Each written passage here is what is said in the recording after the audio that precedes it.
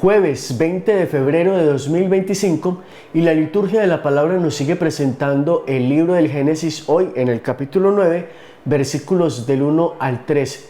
Fundamentalmente, Dios bendice a Noé y a su familia y les dice: sean fecundos, multiplíquense y llenen la tierra. Y les da potestad sobre todos los animales, que se pueden alimentar de todos los animales y de todas las plantas. Y por último, establece una alianza con Noé y dice: esta es la señal de la alianza que estableció con ustedes y con todo lo que vive con ustedes.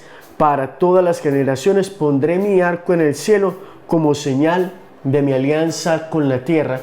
Y obviamente esta incluye la promesa de no volver a destruir al ser humano como lo hizo con el diluvio. Ustedes y yo hemos escuchado mensajes donde se habla de que Dios está amenazando a la humanidad con un nuevo castigo, y además de eso se había hablado de las guerras mundiales como castigos contra la humanidad por la maldad que hay en la humanidad. ¿Quién es el que crea las guerras? El ser humano. ¿Quién es el que somete o quiere estar sometiendo a los demás? El ser humano, que tiene un corazón desviado del corazón de Dios. ¿Quiénes son los que están amenazando en este mundo a la humanidad con bombas, armas nucleares, etcétera, etcétera? Los gobernantes orgullosos y prepotentes que se creen dueños del mundo. El Salmo 102 nos trae como respuesta: el Señor desde el cielo se ha fijado en la tierra. No solamente pensar que Dios se está fijando en la tierra, sino que también se está fijando en ti, se está fijando en mí, en cada ser humano. Dios tiene ese poder, Dios tiene esa capacidad de saber lo que está haciendo cualquier ser humano, incluso en la oscuridad más intensa, que es como luz de mediodía para Dios. ¿Qué quiero decir con eso? Que si Dios se está fijando en nosotros, para Él no permanece absolutamente nada oculto. Aquel que cree que le puede estar ocultando cosas a Dios, se está engañando a sí mismo. Y el Evangelio, seguimos en el Evangelio de San Marcos, capítulo 8, hoy desde el versículo 27 al 33. En aquel tiempo Jesús y sus discípulos se dirigieron a las aldeas de Cesarea de Filipo. Por el camino preguntó a sus discípulos: ¿quién dice la gente que soy yo? Unos contestaron: Juan el Bautista, otros Elías y otros que uno de los profetas. Él les preguntó: ¿y ustedes quién dicen que soy yo?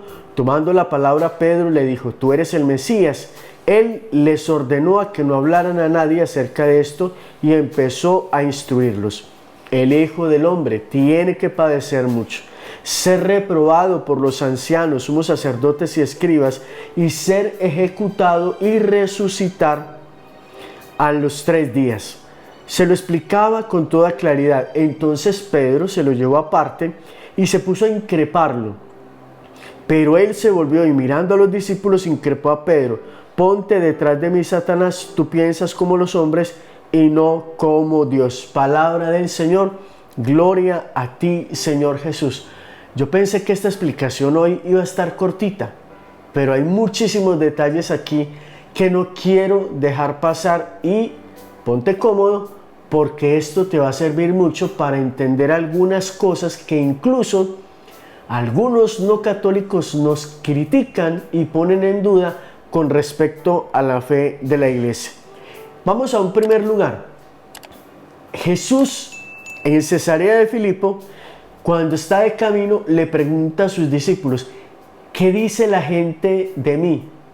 Y ellos comienzan a responder. Es decir, los discípulos, cuando pregunta a Jesús sobre la gente, cada uno responde de lo que ha escuchado. Unos que Juan el Bautista, otros que Elías y otro que uno de los profetas. Palabras más, palabras menos, hay confusión en la gente. La gente no tiene claro quién es Jesús para ellos. De ahí que yo, a partir de esta enseñanza o de este puntito, acostumbro a decir, incluso para algunos de los que nos puedan estar viendo, Jesús es un Alka-Seltzer. al que invocan cuando les está revolcando el estómago.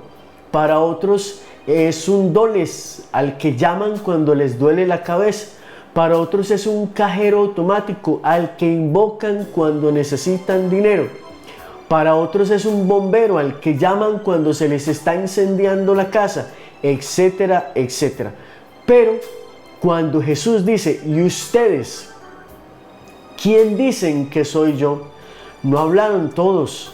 Y aquí es donde comenzamos nosotros a entender que la interacción entre Jesús y Pedro es una interacción especial, porque Pedro en varias ocasiones en el Evangelio está tomando la palabra en nombre de sus compañeros, está hablando por sus compañeros. Y esto lo vamos a ver repetidas veces en la Sagrada Escritura como una clave que nos ayuda a entender que Pedro representaba a los discípulos en relación con Jesús. Y de ahí que estamos retomando el hecho de que más adelante va a ser el primero de los apóstoles, aquel a quien Jesús deja a cargo de la iglesia. Esto es difícil de entender para quienes tienen el corazón lleno de orgullo, de soberbia y que les falta humildad y obediencia. Entonces Pedro responde, tú eres el Mesías, hasta ahí lo deja. En otro texto, donde también está la misma interacción y la misma situación que estamos viendo, Jesús agrega, no aquí en este texto, pero yo se los voy a agregar. Dichoso tú, Simón, porque esto no te lo ha revelado la carne ni la sangre. Es decir, no has accedido a este conocimiento de una manera humana. Esto te viene sobrenaturalmente. Y Jesús dice, esto te lo ha revelado mi Padre.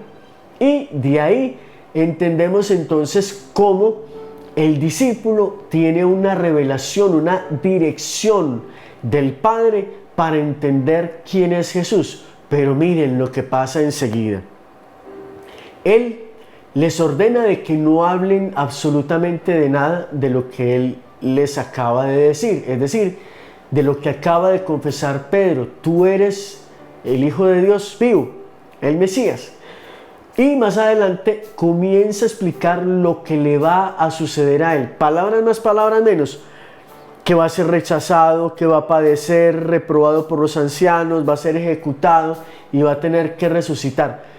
Esto es algo que Jesús sí o sí tiene que padecer, porque es la forma como la cual Dios ha estimado que el ser humano va a ser redimido.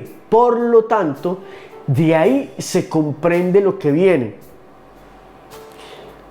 Pedro se lo lleva aparte y se puso a increparlo. Es decir, en el otro texto que estamos hablando, le dice, creo que es Mateo, en el capítulo 16, Señor, eso no te puede pasar, eso no se puede verificar, eso no puede suceder.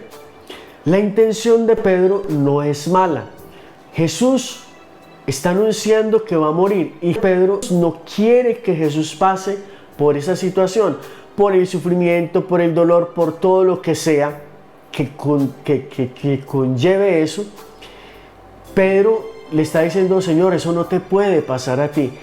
Repito, pueden haber varias razones, incluso como la propia vez anterior, y lo vamos a atestiguar enseguida con lo que dice el texto, que a lo mejor Pedro, como en la primera vez, está actuando por los compañeros, es decir, él es el que se atreve a meter las patas y a decir las cosas. Entonces, cuando le dice eso no puede pasar, Jesús reacciona y dice, se volvió, ahí está la razón para entender.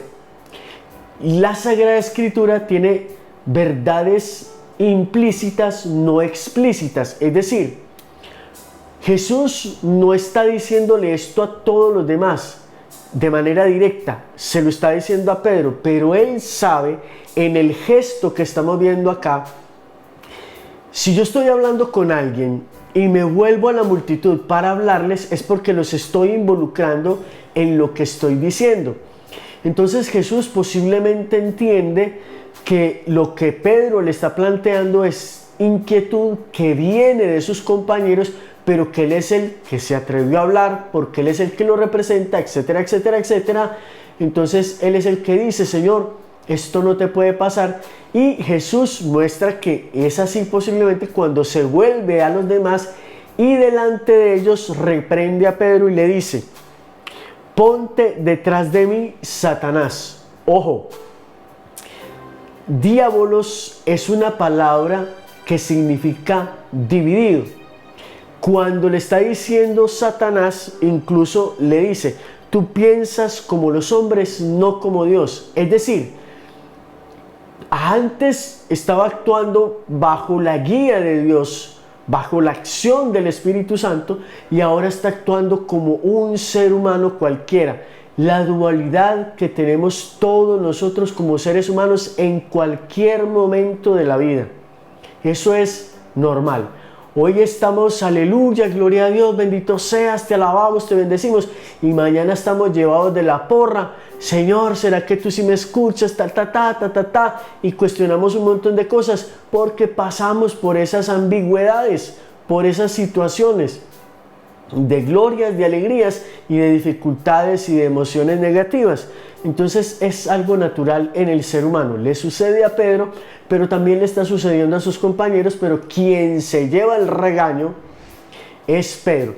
Y cuando le dice: ponte detrás de mí, Satanás, lo que le está diciendo es: todavía te falta mucho por aprender. No es que Jesús esté reprobando a Pedro como discípulo, porque él va a seguir conservando su lugar en relación con Jesús, al punto de que posteriormente va a haber un diálogo entre Jesús y Pedro muy interesante, del que les voy a mencionar en un momentito.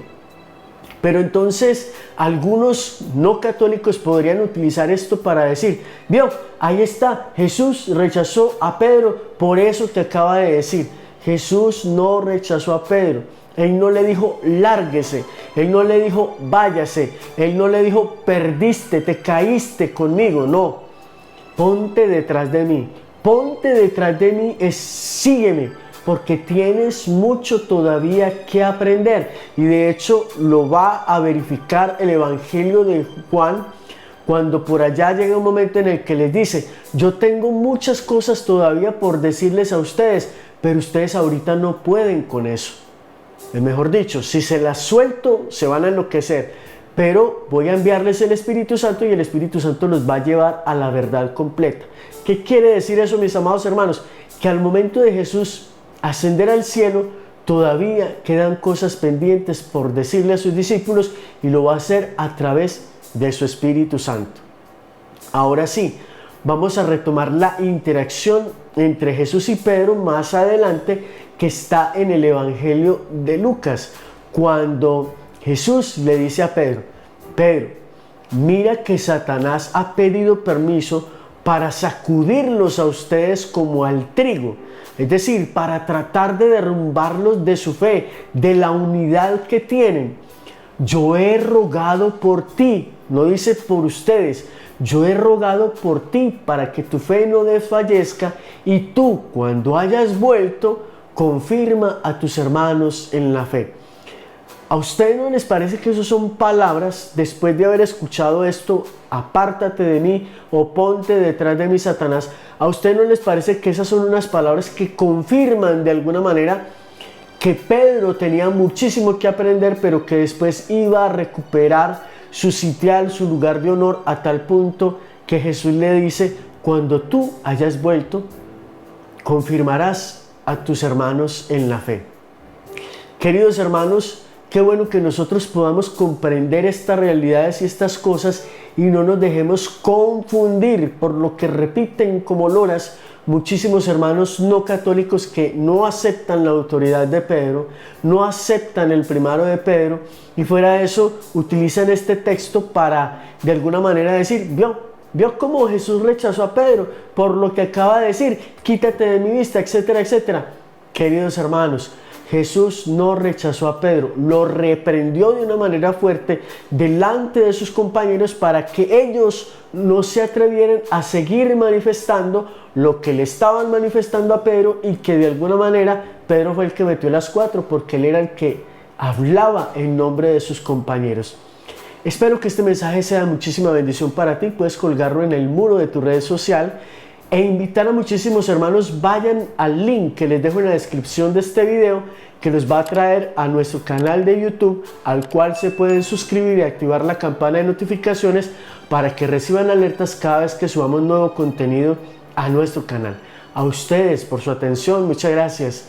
Dios les bendiga.